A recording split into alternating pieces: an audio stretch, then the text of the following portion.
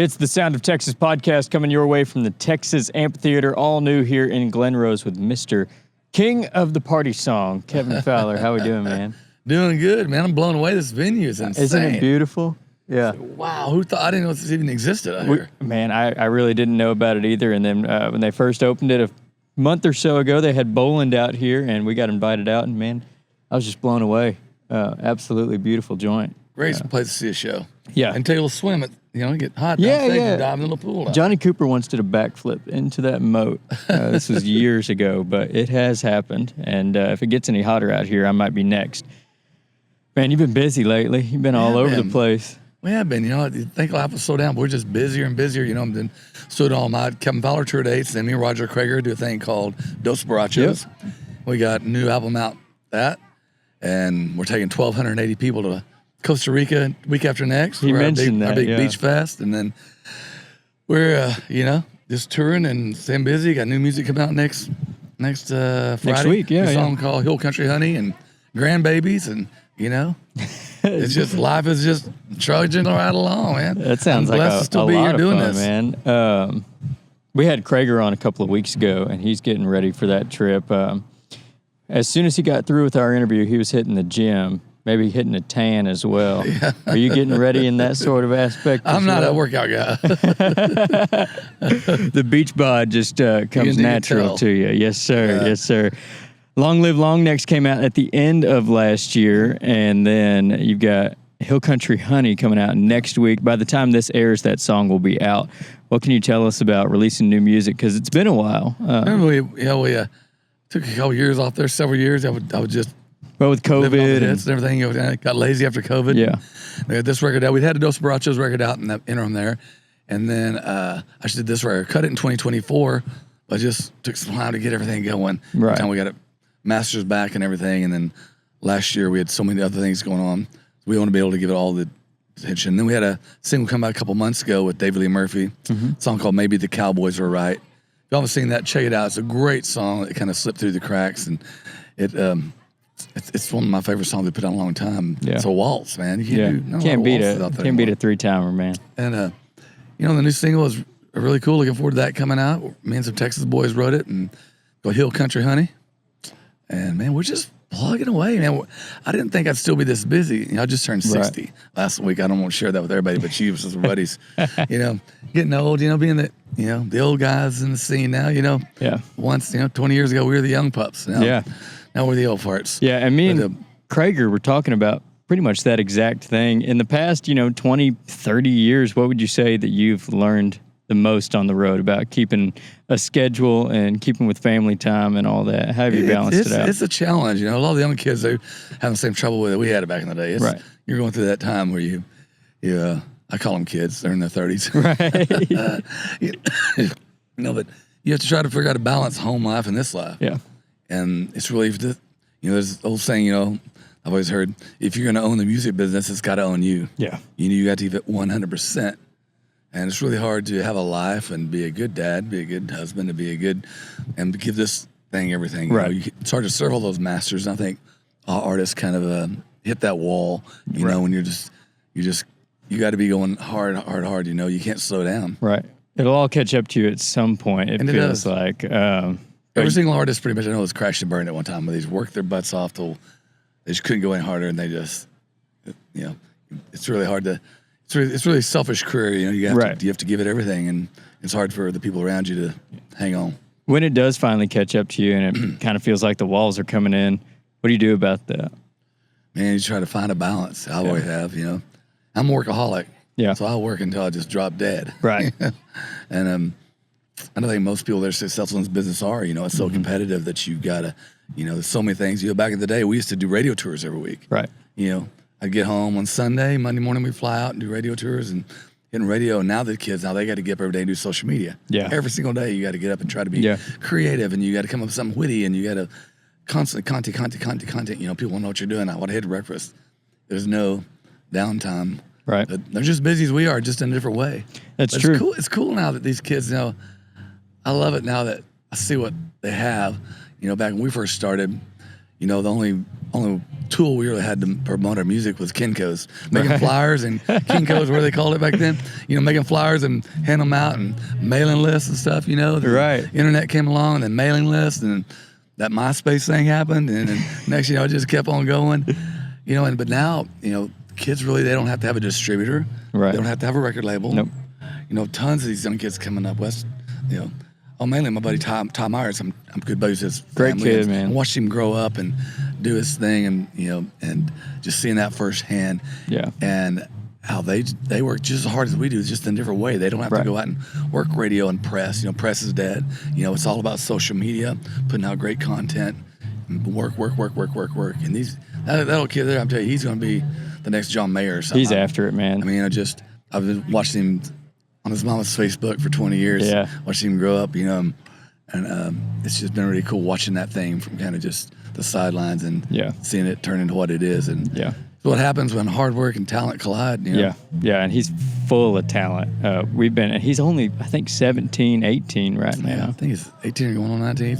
Right, he's still in his teens anyway. Right, yeah, exactly. And just to hear that, he had a collaboration with Marcus King recently, and they did an old Little Feat tune, and it's just so cool to see these younger guys evidently looking up to the hard work that the guys that paved the way, you being a great example of that, you know, kind of a pioneer of this Texas red dirt music that we love so much. I love that these guys are taking advantage of the roads that y'all have paved. I think that's a special thing. You know, we just picked up where Willie and Robert Earl and, you know, just left off. You know, it's been going for 100 years, way back to the Bob Wills days. Yeah. You know? I mean, even before that, you know, Texas country is just, you know, country music in general has just been, every generation takes it to another level, and then next guys take it somewhere. But there's been so much drastic change in the last 26 years since Beer Bait and Ammo came out. Right. It's hard to even imagine that. 26 years ago, the Beer Bait and Ammo came out, and that was right when, you know, Pat was taking off, and Corey was blowing up, and Roger, and all of us, you know, the class of 2000, I hear it's called, you know. And there's just what the industry has changed since then. Right. It's been amazing. It's just been amazing seeing all the changes from, you know, it's all social media driven thing now, to kind of like what we're doing right now. Yeah, exactly. 26 years since Beer Bait and Ammo. How does it feel saying that? I know. It kind of like, oh. I'm not going to tell you how old I am. You're a puppy. I'm going to guess 20. I'm 25. So Beer Bait and Ammo is older than I am. It is. But it's quintessential red dirt party music, you know? I mean, you can't go on a fishing trip with your buddies without Beer Bait and Ammo. And that's still the case, you know? I always joke about it. I think it's real. I think it may be true. I always say I hold the world record with the most titles with a song with the name beer in the title. Right. You know, and I think it might be true, you know, but I think your songs really reflect your personality. Right. You know, I'm not a real serious kind of guy, you know, and I just like having fun and you know, I think your songs hard and I think everybody's songs kind of reflect who they are. Yeah, you know? absolutely. And I think it's admirable, you know, to not try to be somebody you're not, you know. I've had some ballads, and I do love a good ballad every now and then. You know, my number one stream song is "Hard Men to Love," I believe. Right. You know, and it's a ballad, but it's pretty heartfelt, and it was a true story. Yeah. And it's very relatable to anybody in this business, I find, you know, especially these guys, you know, out on the road. It can be tough on relationships, on family. And I think Hard Man to Love kind of really drives that home for a lot of guys, you know. I think we're all that guy. Yeah, absolutely. I couldn't agree more. With the singles that we've been putting out, are we leading up to a record? Yeah, we just, you know, instead of just throwing the whole record out there and going, there it is, you know. Yeah. I like every one of these songs on there. So we're just trying to give each one of it a spotlight. Yeah. And it seems like it's really, I mean, we're totally honest. I think it's a singles-driven format now, you know. And right. I mean, I don't know how many kids actually go download a whole album anymore. Right. Or sit down and listen to an album cover to cover and look at the songwriting credits and who wrote this, who produced it, and who did the artwork. That's what I always loved. Right. About, you know, the big inserts and everything, and the artwork and everything. Yeah. And I think people are just it's very singles driven now, back to where, like it was, you know, in the days of the 45 record, you know. Right. I think that people are back to just, you know, I just kind of watch what my kids do, you know, Yeah. because they're hip and cool. I'm not. Right. And I see they just have this guy's song, that song. They, you know, cherry pick the songs they like and put them in their playlist. And I don't know if everybody just are heavy album delving into taking the whole album on anymore. I think there's two animals that you have to feed these days. You have to put the record out because there's a revitalization of the physical copy. There's a lot of people buying, like what Sturgill Simpson just did. He released that whole record, physical copies only. You got to go to your local record store, buy the CD, the cassette, or the 12-inch. Oh, the cassettes. Oh yeah. Oh, what's next? 8 tracks. I've still got my cassette deck. I have an 8-track deck too, but it's pretty dusty. I was in the cassette era when I was growing up, but then turned to CDs. Well, that's a great idea. I didn't know he did that. He did. I know everybody's releasing albums and stuff, and my youngest kiddo, 19, and loves albums, collects albums. Just stack them, love to put them on a needle on the record. And I think it's really easy these days to just turn on a playlist, or even if you want to listen to the album cover to cover, but it's just happening around you while whatever else you're doing, whether you're cleaning the house, taking care of the kiddos. But when it comes to listening on a physical copy, there's a tactile method to doing so, which really brings you into the record, right? You have to take it out of the cover, and the artwork is in front of you when you do that. It's not like you just click on the record, there's the artwork, okay, cool, shuffle. Yeah. Right. I miss that about it. I used to know, being the band guys, joke about this on the bus today. So my favorite bands, I knew who played guitar and who was the drummer and who was this, Because it's written there. It's written right there. Whether it was Van Halen or AC/DC or whatever I was into back then. Yeah. I used to be really into I still am, actually. If I go to a concert, it's going to be, I'll go see Judas Priest, or I'll go see Iron Maiden, or I may go see, the Black Crowes. Right. It's always a rock band that I go see. Yeah, me too. It's kind of weird, but going back to what my train of thought was that I used to know all the artists. Right. And you knew who produced the record, too. Yeah. It's all written right there. And maybe let's start maybe Simpson's starting a revival, Yeah. Yeah, I absolutely agree. I saw a picture of you recently, and you had hair like mine. Yeah. Google Kevin Fowler long hair or Kevin Fowler Dangerous Toys. That was the band for a while. Everybody seemed to think it's so funny that I was in that band. But I hair longer than that. Down on my waist. Yeah. I waist for a while. You had to do the hair flip. You have to. Yeah, it's obligatory. A vertebrae. We got a problem now if we do that. Yeah, I was a big Rush guy growing up, and that was the thing. And they're out touring again. They are. The new drummer. They are, and she's awesome. Yeah, that's gone. R.I.P. Man, he was. See, we know everybody in the band. Yeah, Alex Lapson. Yeah. Well, there was only 3 of them, so that was an easy one to remember. Geddy Lee, it's just like that. And you turn the cover over, and there they are. Here are the guys with their names who produced the record, where it was recorded at, and I think that's important. It may not seem as important to the newest generation of music consumers, but for music lovers, I think it's still important that you have that information. Oh yeah. Like Ty Myers is one of those guys that I would expect to read the song credits. Yeah. So I think it's important to keep that alive and keep pressing your physical copies, whether it's CDs, cassettes, which are back. Thank you to Sturgill Simpson, and your records. Are you still selling CDs at the merch table? Well, I think we keep a couple of titles, but true story. When there was one album of mine, it was called "How Country Are Ya?" And in that era, from the two record cycle, which is physical product died, and so when we got the new record, we had 20-something thousand because of kind of the minimum get them printed, right? And we would ship that many just straight off the bat to distributors and everything, and just in that little year and a half or so there, that little hiccup, it totally changed. Right. Where your grandma may be buying a CD, but other than that, some. Thanks, Napster. And when I was moving out of that property, I took a skid loader and loaded 20,000 CDs into the dumpster. Really? And just threw them away and wrote it off. Wow. We could not get rid of them. Wow. And, About when was that? That was about 2019. 2019. Oh, really? Was that recent? 2020. Yeah. Well, we held on for a long time. Okay. We're probably, what are we gonna do with these things? They got dust on them, Yeah, time to go. And, so this new record, we haven't done any physical. Wow. And, we're just trying to do it straight to streaming, and I love streaming. I remember artists fighting a streaming, but I think it's the best thing. And I mean, anybody will tell you now that if you have streaming numbers, there's no creative accounting like we used to get with Right. on our money, whether it was Bill Meyer ASCAP or whether it was, getting money from the record label. There's no denying one listen is a listen. Right. One mark. Yep. And you really know how many people listen to it. And yeah, you aren't making as much as we did like on records in the heyday. We were slaying it on record sales, especially early 2000s. We make more on record sales a lot of time than we would on the tour. Right. But yeah, it's really, I think it's very, I love the way it's going right now. The kids have it now where they don't have to have any gatekeepers. If you're talented, you're badass, you work your butt off, there's nothing to stop you. Right. There's nobody to tell you, well, your hair doesn't look nice enough. Yeah. Well, I don't know, you're a little fat for CMT, I don't know, we're going to make a video on you.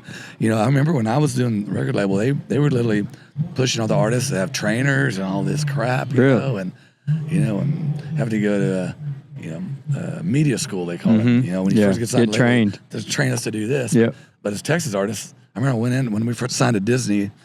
Lyric Street was like us and Rascal Flatts and Shadazy, and I was on the major label for a while, and they tried to send me one of those guys. The guy goes, "There's nothing I can teach you. You're one of those Texas guys. Y'all have been doing this for 10 years already. You know, you're not coming right off, just getting signed right off of out of high school. Yeah. So it's different now. I kind of went off on tangent on that, lost our train of thought, but the whole thing is I love what the kids have now that is very more genuine to me. Right. I mean, everyone thinking, well, it seems real. It's because social media, it's real pretentious, but it's more real than what you were getting back in the day. You know? That's true. Publicists create your image, and and this is somebody that you're not. What to wear, Yeah, but with streaming, like you said, the numbers are right there. And a lot of times when these younger guys and smaller local bands, when they go to book a gig, that promoter or that booking agent for the venue, the first thing they're going to do is go to your streaming platform, and it has the number. This is how many monthly listeners you have, and that to them is going to reflect, okay, this can give me a ratio of how many tickets you're going to sell. How much beer are we going to sell based on this, right? So it has a correlation to the old record sales numbers from back in the day, and I think that's a good tool for these younger guys. Well, another thing about it, the streaming thing is it can't be bought. Right. I was on a major label deal. They would do all these creative things to fake it up to fake your way up the chart. There's no way to fool, streaming. Yeah. It's just it's there. Honest, it's just what it is. Yeah. And I can't tell you how many times, not bringing up any names, but just when I saw, the things that went on behind the scenes to work something up the chart. Yeah. And everybody will tell you, you got that. Oh yeah. Viola was alive and well. Yeah. Even very much so. Very much so. And it's not the case anymore. And I think that's really bringing the honesty back to the Texas music scene and really all over the country, because you can't lie about those numbers. It's there, and that's what they are. Yeah. And I think that's a cool thing, especially as a nice tool for these young guys. Kevin, what's next for you, brother? Man, we're just gonna keep on keeping on. Keep on keeping on. I'm just, I want to be the next Gary P. Nunn. I want to be the guy I don't want to be the next old guy that just, when I started out, he was the young guy. Yeah. Now he's really young, And I just want to have that longevity, like guys like him and Robert Earl and, God bless him, Willie. Willie's 92? 93. 93. Just turned 93 a couple weeks ago. He's still doing harder than any of us. Still having releases too of new music. And always always present. He's always doing something, always out there. Whether it's doing something with Snoop Dogg or whoever, he's doing something all the time to stay out there, stay vital and relevant and sharp too, man. So I just want to keep doing it till I don't want to do it anymore.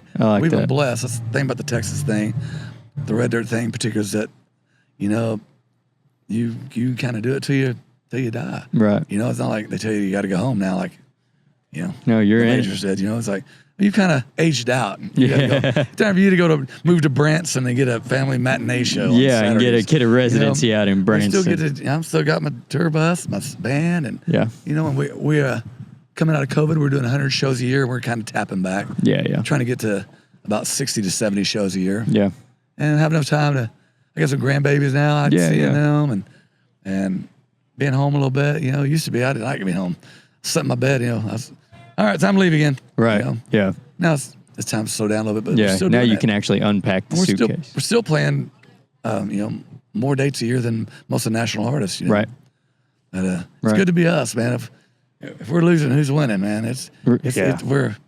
We're blessed to have what we have down here. Yeah. Well, it's always refreshing to see the guys that I'd call you one of the grandfathers of Texas music. Almost great grandfather. Hey. I won't go that far just yet. But it's cool to see that y'all still love what you do and you're still doing it with passion. You know, I think that's very respectable and admirable, too, and something that these young guys can look up to and look forward to as well. Yeah. You know, hey, we're doing all this road time. It's hard, you know. Maybe they're in the Sprinter van. They see that, and they're like, okay. Yeah.